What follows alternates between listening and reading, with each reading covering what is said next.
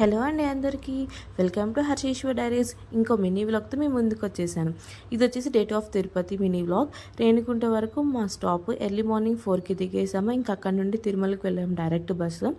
ఇది వచ్చేసి Alipiri toll gate దగ్గర చెకింగ్ పాయింట్. అక్కడ దిగేసి చెకింగ్ చేయించుకుని మరలా బస్సు ఎక్కేసాము. అక్కడ 1 అవర్లో అయితే పైకి వెళ్ళిపోయాము.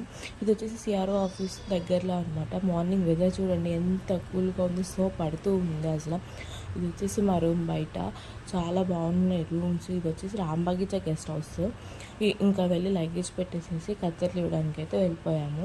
ఇంకా బ్రేక్ఫాస్ట్ చేసి రూమ్కి వచ్చేసి ఫ్రెష్ అయ్యి దర్శనంకి వెళ్ళిపోయాము. ఇంకా లడ్డూలు తీసుకుని రూమ్కి వచ్చేసరికి టైం ఈవినింగ్ 4:30 అయిపోయింది మాకు. ఆఫ్టర్నూన్ లంచ్ వెళ్ళేదని చెప్పి ఒక ఫ్రైడ్ రైస్ అయితే తీసుకున్నాము. ఇంకా మా బుడ్డదానికి టాయ్స్ ఏవి అన్ని కావాలంటే తీసుకున్నాము. తర్వాత ఇంకా వెంకబామ్మ అన్నదాన సత్రంకి అయితే వెళ్ళిపోయాము. తిరుపతి వచ్చిన ప్రతిసారి అట్లీస్ట్ వన్స్ అన్న వెళ్తాం అన్నమాట. చాలా బాగుంటుంది అక్కడ.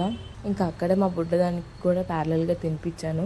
ఆ మసాలా తినట్లేదన్నమాట తిరుపతి నుంచి. ఇంకా సో అలా అలా చూపిస్తూ తినిపించాను. తర్వాత ఇంకా మేము కొంచెం ఫొటోస్ దిగేసేసి అక్కడ ఇంకా డిన్నర్ చేసేసి అయితే బయటకు వచ్చేసాము.